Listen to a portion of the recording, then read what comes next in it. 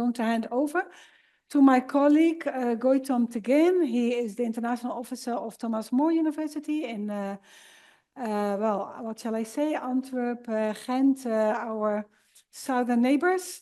And then Abdullahi Ibrahim, our hub lead from Nigeria. They are going to bring us through this inauguration. I have heard that Dr. Eyasu is online. And I have also seen that Professor Mwania is online. They should have been here were it not for the visa process. So, oh, let to go here. Good afternoon, everyone. Dr. Ibrahim and myself, we are ready for our opening dance, right? Great. Thank you so much. My name is Goitom. I'm here from Belgium currently, but originally I'm from Ethiopia. I served in Mekelle University for quite longer than a decade, and I am very much interested in this topic for a reason that I would mention later on, but I will first give the chance for Dr. Ibrahim to introduce himself. Yeah, good evening. And my name is Ibrahim, and also privileged to be here. As Prof. Miriam introduced, I'm a core lead, a country lead in Nigeria, and I bet this session is going to be very, very interesting. Thank you. Thank you very much, Dr. Ibrahim. Great. Today, this morning, I had the chance to follow every panel, and it was interesting to hear Dr.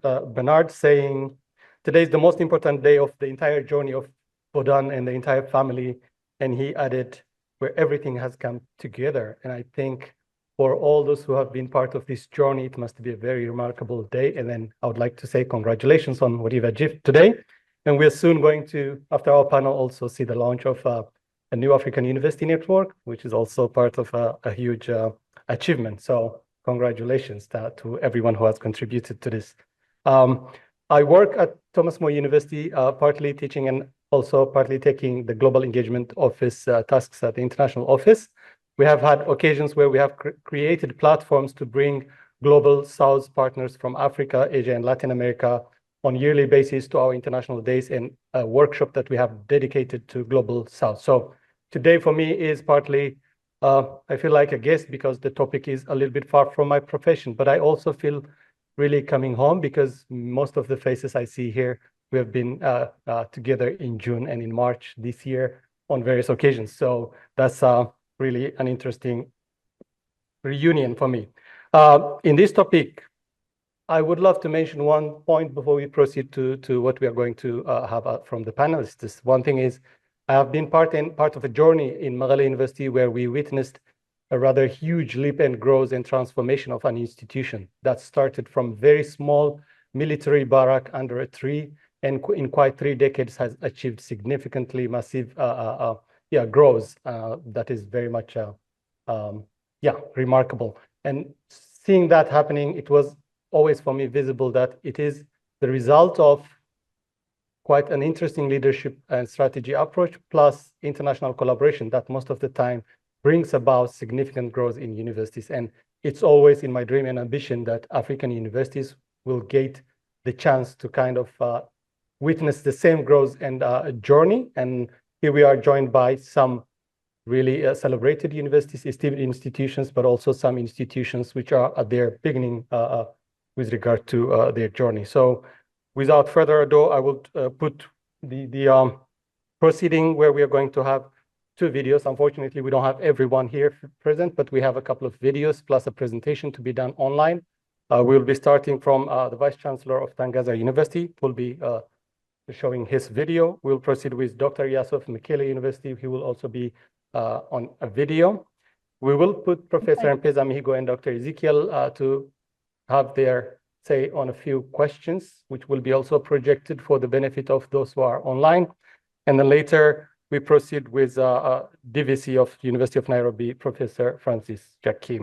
And after that, my friend Ibrahim will take it to invite our sister Ilham from Sudan to share her story. That will lead to the launch of the African University Network today. So first, VC of Tangaza, Professor Patrick. Yes.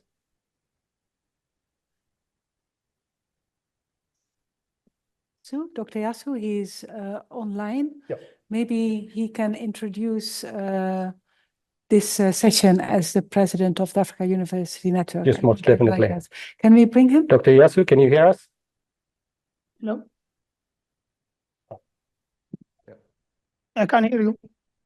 Yes, we can hear you well. Maybe you will proceed with introducing the network as the president. Thank you very much. Okay. Thank you very much, Mr. Goitom. Yeah, as Goitom says, I'm from Mekelle University, Ethiopia. And one of our most important secrets for success is our international networking and partnership. And I'm glad to be part of this great team that has actually initiated the establishment of this African University Network on Open Fair Science for a few years. And today is, I think, the first leap forward. So with that, I would like to make some remarks before I hand over the mic to the chairman.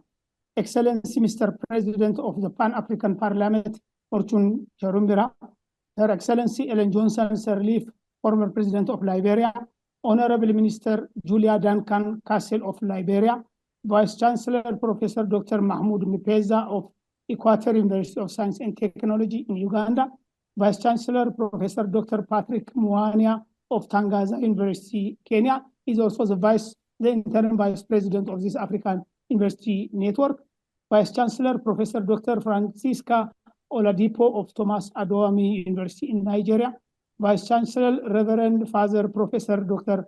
Arnold Hill of the University of Grand Bassa in Liberia, Vice Chancellor Professor Dr. Zwobo of Great Zimbabwe University in Zimbabwe, Deputy Vice Chancellor Professor Dr. Mula of the University of Nairobi, Kenya, Professor Nur, Director of Eastern College, Mogadishu, Somalia, Professor Dr. Henk Jan Guichelar, Dean of the Leiden University Medical Center, distinguished dignitaries, esteemed professors and colleagues, members of the diplomatic corps, dear participants. My name, as said, is Eyasu, and I'm the interim president of these founding members of the African University Network, and I'm the vice president of Mekelle University in Ethiopia. Mekelle University is one of the leading academic research innovation higher institutions in Africa, and our motto is "We really care." And we are very honored to be one of the founding members of this landmark network by Africans for Africa. Many leaders, scholars, researchers, scientists, and practitioners unanimously agree on the need of data ownership and harnessing the power of data for informed decision. Unfortunately, Africa is largely denied of this inherent right in its drive to improve the welfare and socio-economic development of its population and protect its environment. Africa is largely unable to forecast natural and man-made disasters, be it in health, conflict, weather, agriculture, locust, etc., nor is it able to prevent the devastating consequences of these calamities, all due to lack of data ownership and sovereignty. We have time and again witnessed how Africa's health data is siphoned to and owned by entities in the developed world, leaving us at their mercy for the treatment and vaccination of disease outbreaks.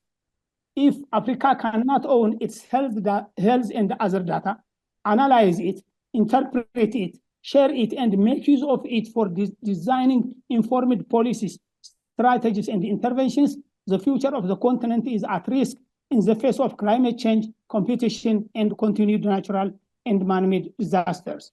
In response to this reality, Tangaza University, Mekelle University, the University of Nairobi, Great Zimbabwe University, Equator University of Science and Technology, and Grand Bassa University, in collaboration with our key partners from Africa and the West, had been working for years on the establishment of the Africa University Network on Fair Open Science. The network embraces the critical necessity of securing and maintaining data sovereignty across Africa to unlock the immense value of data, drive economic and social progress, and ensure that wealth generated by data remains within Africa, contributing to regional development, innovation, and self-reliance. It also embraces FAIR principles, as it had been discussed all day today. ensuring data is findable, accessible, interpolable, reusable. And finally, it aims, among others, to ensure sovereignty of scientific data in Africa, strengthen academic research and innovation excellence, enhance reverse collaboration amongst African and international institutions, strengthen capacities at all levels, share knowledge on the federated learning techniques, strengthen community engagement and services, enhance inter-religious dialogue and academic diplomacy, strengthen respect for cultural and religious diversity, strengthen policies of inclusion across cultural, religious, and political divides, foster inclusive gender balance, and promote the dissemination of outcomes of fair open data search results. As this journey of hope starts today, I see many leading African universities across the globe, international agencies, corporates, and donors embracing the fair open science principle and joining the network for the good of the African people and our environment.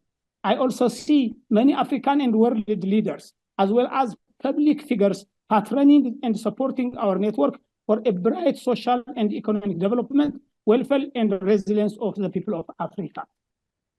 I would like to use this opportunity to forward my felt gratitude and appreciation to my friends, Professor Miriam, VC Prof Mipeza, VC Prof Mwania, VC Prof Janice, Dr. Regiland, Joshua, Dr. Ada, and others who selflessly worked for this cause for years. Congratulations for your incredible achievement. I also would like to conclude my remarks by thanking Excellency Mr. President of the Pan-African Parliament, Fortune Karumbira, and Her Excellency Ellen Johnson Sirleaf, former President of Liberia, for accepting our invitation to be the first patrons of the Africa University Network on Fair Open Science. We count on you, on your guidance and support. Last but not least, I would like to thank the organizers of the NIFIC KMT training and this Fair Data, Fair Africa conference for the wonderful planning and execution of the events. Let's all stand together for Fair Data, Fair Africa. Thank you very much.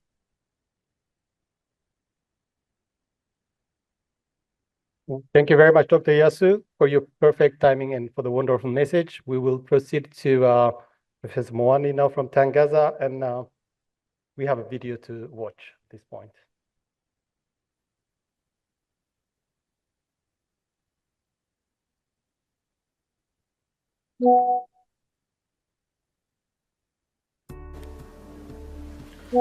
Honorable Chief Guest, President, Pan-African Parliament, His Excellency Chief Charumbira, Cabinet Minister Present, fellow Vice Chancellors, Directors and Managers, research community of students and practitioners, ladies and gentlemen, good morning.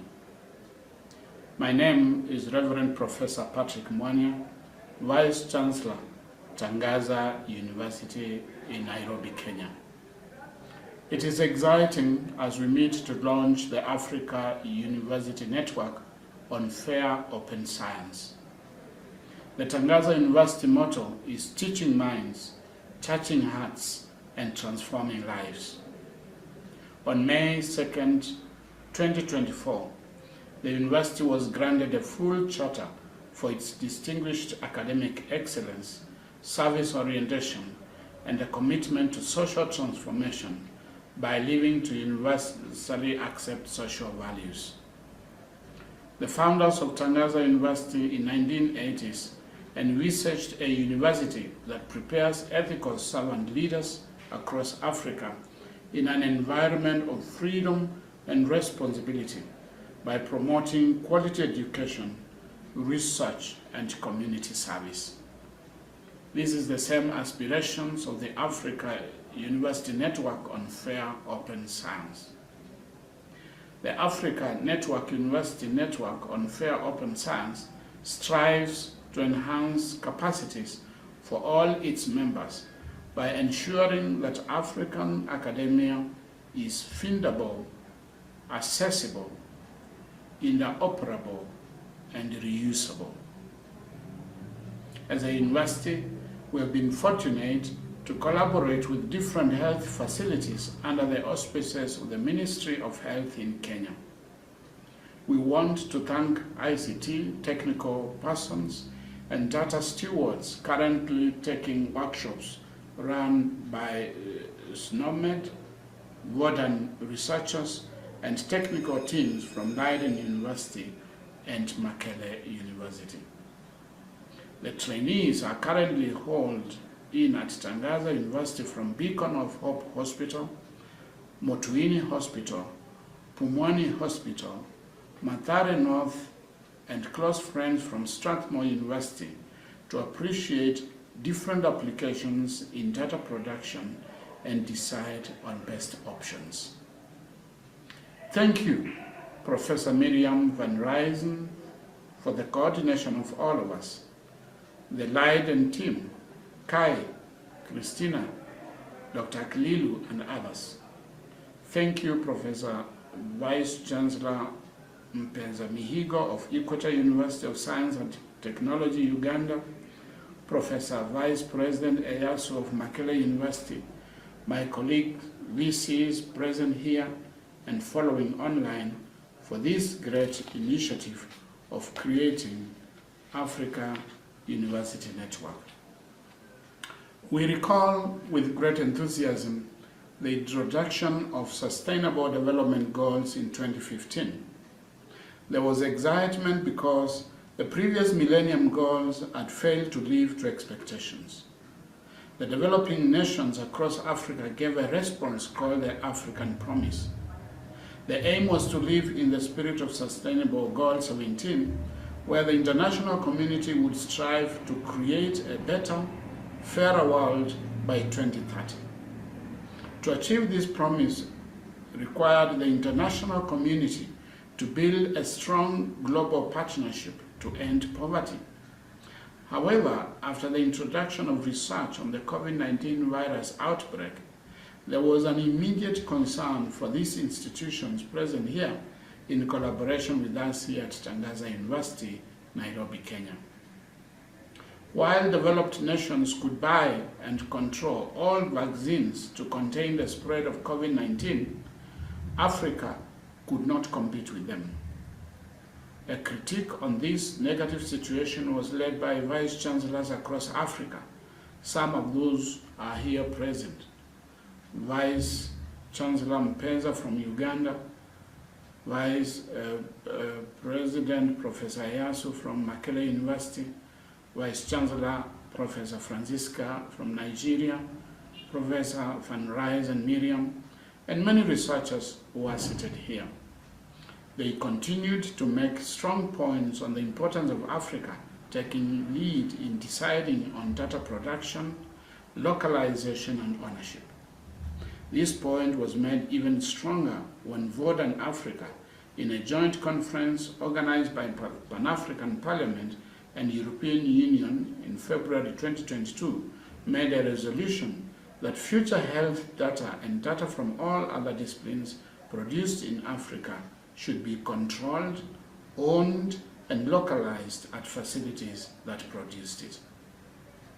In another conference, the World Health Organization Secretary General made a strong point to the G7 virtual conference on June 2021, where he criticized the G7 countries for purchasing and owning all COVID-19 vaccines in the present and future.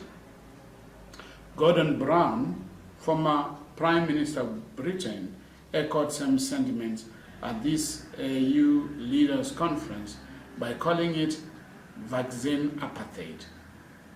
He noted the wealthiest nations were still controlling vaccine production, distribution rights, while third world countries were experiencing debilitating economic, social, and health association challenges caused by the aftermath of COVID-19 with almost zero aid. Ladies and gentlemen, data production has been called the new gold. Rudwan, a PhD researcher at Leiden University, has made this point in relation to how data generates billions of revenues as the new scramble for Africa. During his postgraduate master's defense, and even now in his research, he has done a lot to help other scholars to uncover the importance of data production, because without data development is curtailed. It is therefore my conviction, ladies and gentlemen, that creating Africa University Network is one of the surest ways to stamp our feet down and say there will be no more siphoning of important data from Africa, not just in health, but across all disciplines. This network will go a long way to strengthen and revitalize global partnership to support research in fair data science. While quality education is as the art of Africa and promise, we believe that equipping universities and institutions of higher learning with capacity to strengthen country-specific resource mobilization can be achieved through research in data production across Africa. The academic fair landscape opens up pathways for collaboration within African continent to promote African science and make it visible to current and upcoming researchers. Scholars and students of Tangaza University embrace this new initiative. We no longer just agree with the British Prime Minister Harold Macmillan on the famous theme, Winds of Change in 1960s, support of majority rule in Africa. We here at African University Network are saying that Africa is pushing for winds of change in data production to contain emerging viruses, malaria, TB, HIV, monkeypox, not to repeat past mistakes mentioned above. We do not support that African data is siphoned to research centers in the West to enable production of vaccine that will in turn be sold back to Africa at an exorbitant and unaffordable prices. The winds of change start today. Yes, it starts with us here at Africa University Network. Thank you all.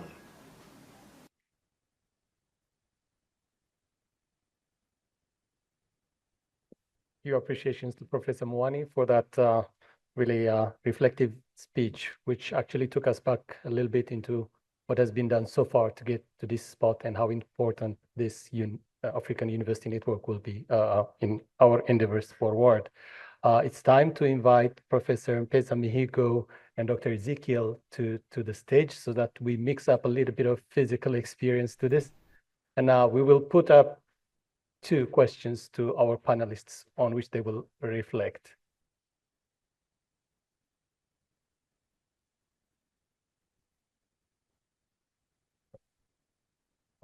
Sure. All right. Do we have Dr. Reginald to join? Oh, superb. Dr. Reginald Ngala. Please let's put our hands together for Honorable Julia. Honorable Julia, please join the leadership discussion, and Ilham. Interestingly, also, Goitom, it was very, very apt and right on point for us to have the leadership pointers and the leadership blessings of the President, Pan-African Parliament, and also another president, a former president of Liberia, Madam Helen Johnson Sirleaf. So it is very, very apt, and this crop of leaders that we have, it is also an opportunity for me and you to call forth vice chancellors, presidents, and presidents and presidents. Please let's put our hands together for the leadership as they take their seats and the questions. Over to you, Goitom. Thank you, Ibrahim. Great. We have, in essence, 2 things that we want to discuss. For some of the institutions here, they have been part of the journey of VODAN as a network, and it has been tangible work in their systems. For some institutions, they are part of this founding establishment. So we wanted to put up 2 questions that would address both. The first question being, what role does leadership play in expanding fair science practices across new regions and institutions? You can tap into previous experience and examples in institutional success stories, but would like to get enlightened about this question. You can always look back and have the question quite clearly. We can start with you, Professor Mpesa.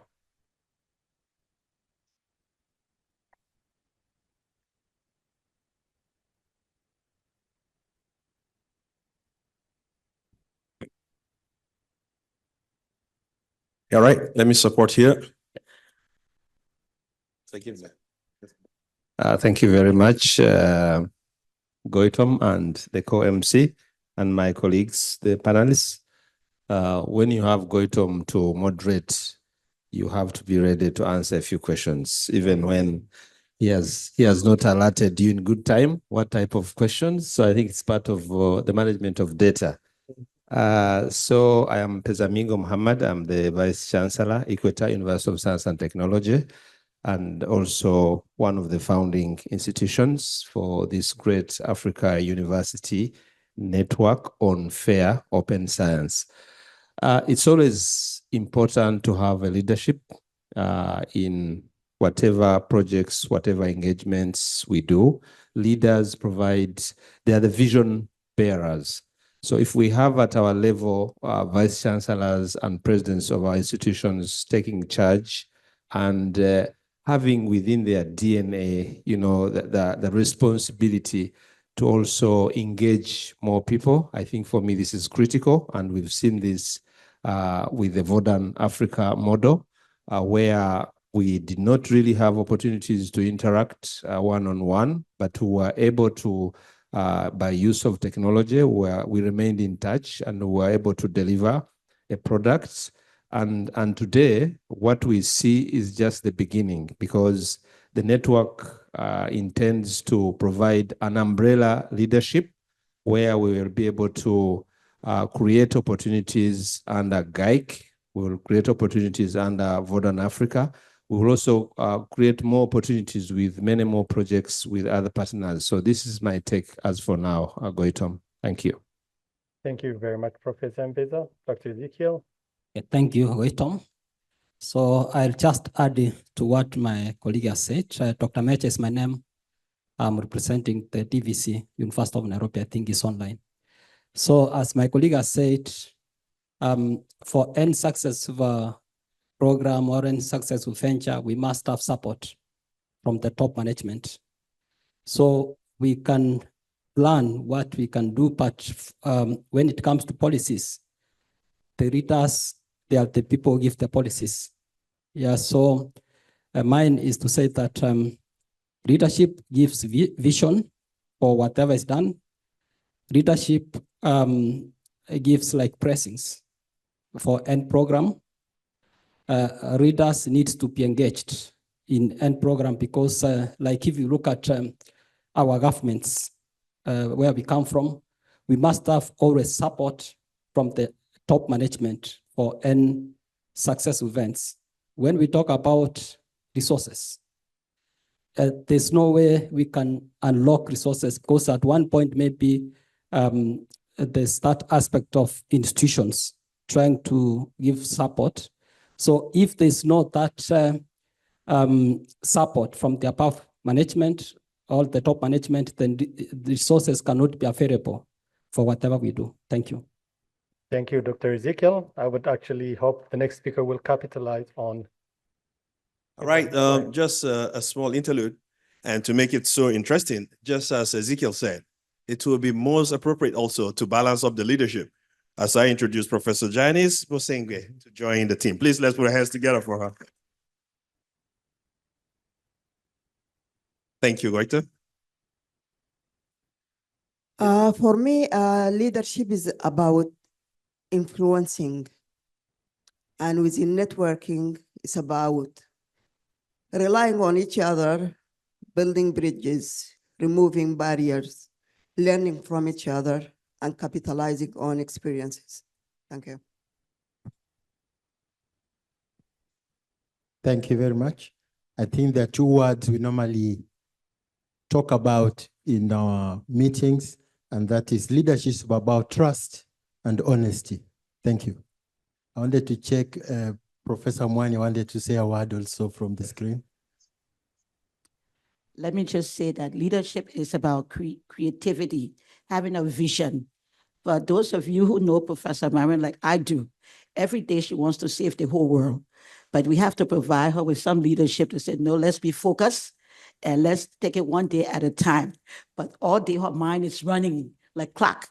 But to see how far Goitom has come, it had to be the leadership that was provided and the board members to all, because we all shared the same vision and we all wanted to see a change, especially promoting science and data in Africa.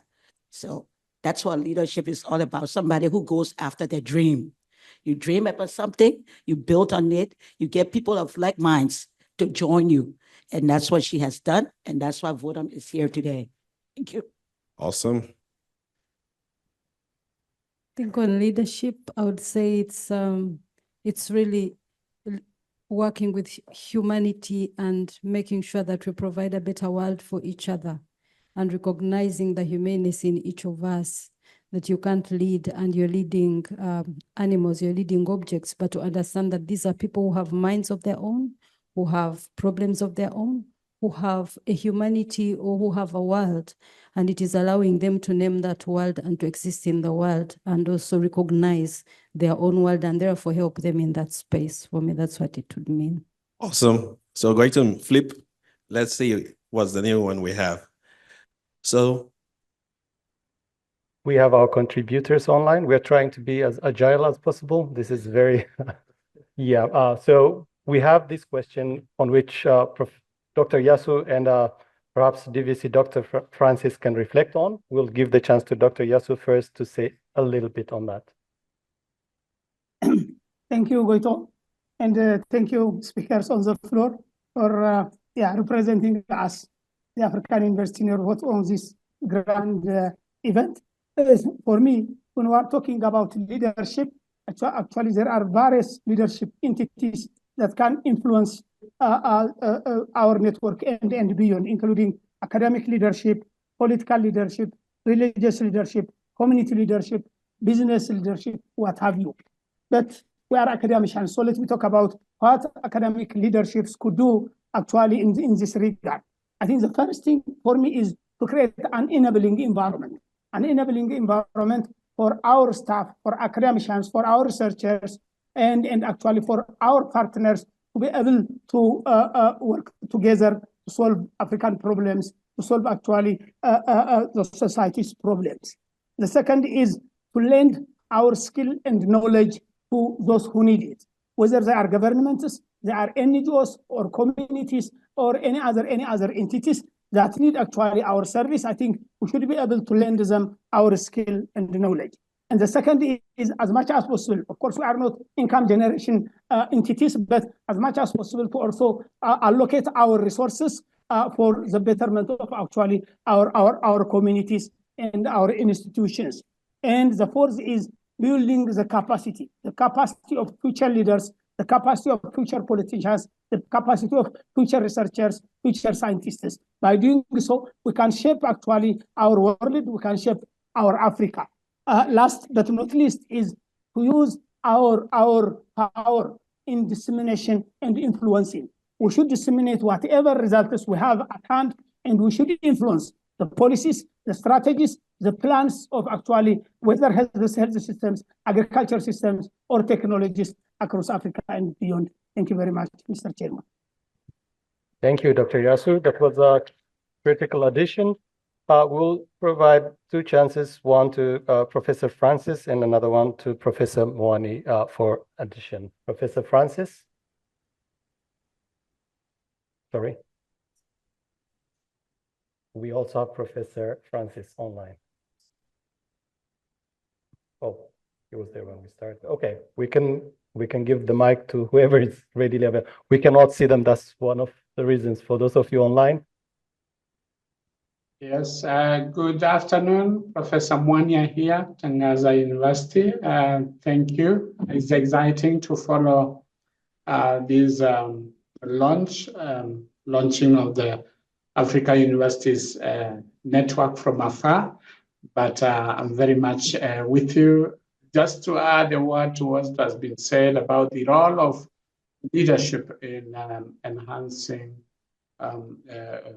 research and networking. I think as it has been said, leadership, of course, is very critical, and good leadership for that matter. Good leadership that enables the environment, the right environment for research and data development to take place. So I think I would only wish that that leadership will also be provided in our new network that we are launching today, because leadership, as we know, at all levels is very important. And I guess leadership in our institutions, where the main work is going to happen, will be very critical in furthering the vision and the agenda of African Universities Network. Thank you. Thank you very much for that addition. Great. I don't think we have Professor Francis online anymore, so maybe we'll proceed to our second question. Sorry. Oh, no. Oh. Same person? No. Okay. We're referring to Professor Francis from University of Nairobi, but he doesn't seem to be online. That's what I'm referring to. So yeah, we can proceed to our second question. No worries.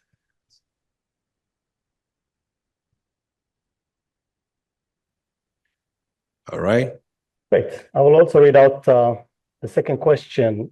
It's always important to foresee what challenges have been encountered, perhaps for those who have been proactive during the Vodun network activities, to see new entries into African University Network. What should they expect as a challenge, and what lessons have the Vodun family and the recent institutions have taken to say, okay, this is how we're going to go forward, but these were some of the challenges that we faced. It would be an important information for everyone to know. Yeah. All right. Thank you very much. As mentioned, the whole concept of fair, moving from being an abstract terminology, and others actually using it like in weights and scales, being fair and just, you know. People applied so many definitions for this fairness. And so from that perspective, to this extent where you see close to, well, in terms of Vodun, close to 6, 7, or 9 PhDs, and each PhD really seems to have its own pillar, although related to the other, and trying to expand the horizon in terms of verification and the principles. So one of the key initial challenges we were faced with was this animal called FAIR, which first of all didn't seem to make a lot of immediate sense, to the extent where the concept of ownership became so clear, and the way the data is accessed and who retains and who regulates what. And then the second one was the capacity. So we have computer scientists who have been training, we have data scientists who have trained over decades, but who did not necessarily have a conversion point of understanding that it doesn't matter wherever data is. If we verify it, then we are in a position to ensure that there's communication, and we can also do the analytics and make sense out of this data, but not only just for purposes of academic growth and publications, but in terms of creating, feasible interventions as driven and guided by the data itself, having gone through all these processes. So this is really something, the two issues that I think I can highlight. And because I don't want to be selfish, I'll leave the other answer to my colleagues. Yeah, Chairman, with your permission. So I stay here just as you talk about scale. And so we're putting it in a pulley, and these are the fulcrums of balance. This question is most importantly going to be hit by the leader of leaders of the country hubs, who would like Dr. Reginald to follow up with the response. And what were the key lessons learned? Very true, because when Put was making his presentation, I was already reflecting on compliance, regulation, and agreements. So it leads us back to the GDPR, how different countries where we come from are applying that. The second one is always like in Kenya, when you go to the Ministry of Health, they say, what about data privacy? And that's a very key question to answer. And because we are trying to build this prototype that can help different ministries of health, then I say, what about if we brought in getutization, and then testification, then pututization? Perhaps our data stewards are going to give us a proper way of dealing with GDPR within our own health facilities. And this is a challenge across all countries. Thank you. Thank you so much. And I would like to move to Prof. Janice also to speak about the lessons learned. I remember when so many countries were pulling strings about ownership. I remember, because we operate as a team, I think KAU was very critical about it, quoting different country laws, and so as to respect the laws of the land, and with your expertise also. So what do you think in that perspective? Thank you. Thank you. The biggest challenge, I think one of the biggest challenges was bringing different people from different countries, different disciplines together, and harmonizing that relationship and helping them or coordinating them in a way that allows them to deliver on the task and focus on what fair actually means, and to detach them from their context. Sometimes it's not very easy to detach a person from their context, that you bring this context with you. So if you're coming from a conflicting zone, you're going to come with that. If you're coming from a place that has what I don't want to name it as corruption, but it is what it is. You come with that, and when you come with all these and you put them in one pot, it takes great leadership to be able to navigate that and manage that. And I think we have managed to navigate that, and now we are focusing on going forward and saying, where do we take this now? Because we can't let it rest here. And then we say, okay, can we network? Because we have learned from the challenges that we had, and we have picked those lessons, and we believe that the coordination level that we have reached at now can lead us to even a bigger space to say, now can we go global? That we no longer talk about just Africa, but we are extending to Asia, that the lessons we learned can actually extend there. So for me, it is bringing those different mindsets, contexts, and everybody bringing that into the pot and having the able leadership to manage that. And I think our leadership really managed to do that. Thank you. Great. We're assuming this has been partly a response from those who have been pretty much active during the vote. Part of the challenges is dealing with your local politics, politicians, Minister of Health. You have the international NGOs, the local NGOs, who owns the data. So that's when politics comes in, and you try to tell them this is time that we manage it. Especially coming from Liberia, we learn from the Ebola. And so those data that's been collected now, this framework that's been put together, is to give ownership back to the locals, to the country itself, to own that data. So politics has a lot in dealing with the lawmakers and dealing with the ministers of the various ministries of health and civil society. So that's when leadership comes in. How do you balance it so that everybody can benefit for the sake of the country? Interesting thing. At the benefit of time, I'm going to actually proceed to hand over the mic to Ibrahim to lead to the further question, which will tap into what lessons have been taken with regard to doing what Vodan has been doing during crisis and conflict, and how can be that useful in existing, or unfortunately there will be some, but future conflicts as well. So, yeah. All right, thank you so much, Goitom. And the question is going to focus more on sharing experiences from the critical times we face throughout the Vodan journey. You remember how critical it was for Putu, for Gitu and Tesfit. So we get happy when we see them online and whenever we see them talk to us. So the same kind of situation can be explained further by Dr. Ilham Ibrahim. So thank you.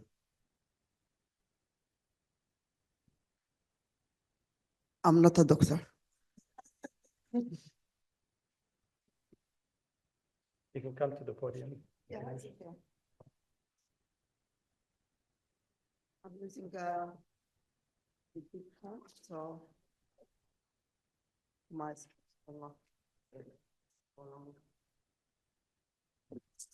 so my name is Ilham Ibrahim from the Sudanese Organization for Research and Development. And Um, I really appreciate having this opportunity to talk to you, ladies and gentlemen, about the crisis in Sudan.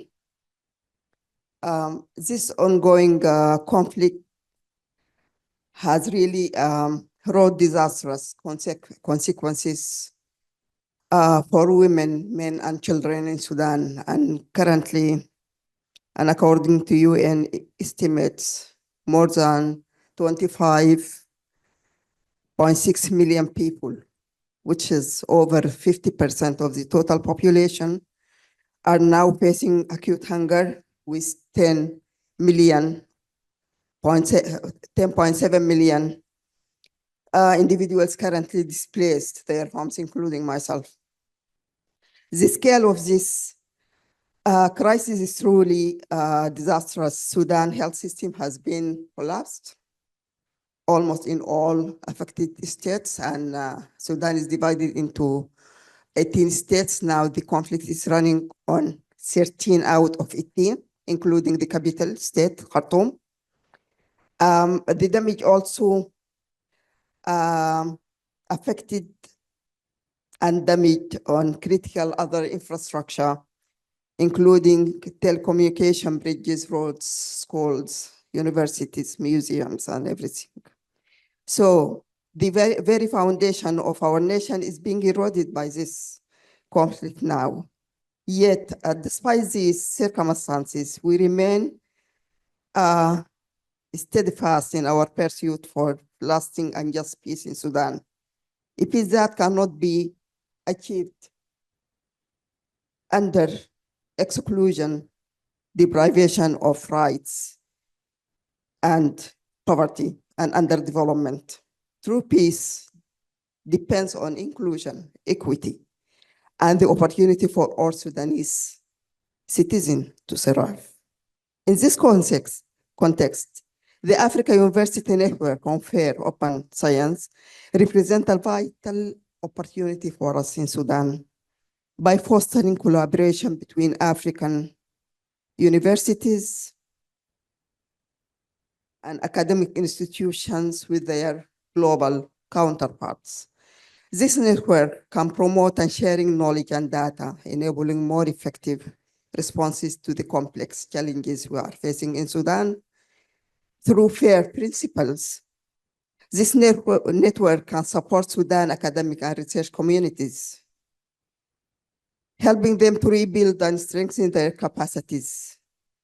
Academic diplomacy, a key element of this initiative, can also play a transformative role by creating channels for dialogue, collaboration, and mutual understanding between academic institutions across borders. By leveraging these partnerships, we can advance research, innovation, and education, ultimately contributing to peace and development in Sudan. We take great pride of our DISH project, Digital Innovation Skills Hub project, which has served as a beacon of hope amid these challenges. Through this initiative, we established a model of genuine partnership between academic institutions in Europe and Africa, alongside with civil society organizations, governmental bodies, and local communities. This collaboration provided 4,000 young women and men in Sudan with the chance to connect, acquire skills, gain knowledge, and establish links with job markets, laying the groundwork for a future and a brighter future. We are equally inspired by the resilience and experience of our colleagues, brothers, and sisters in Tigray region. Their journey offers valuable lessons from which we can draw strengths. I'm confident that we can build on this experience and continue to work with younger generation in Sudan, empowering them with access to information, knowledge, and opportunities. By amplifying their voices and enhancing their capacities, we can collectively contribute in building and rebuilding our country. Thank you. Thank you so much.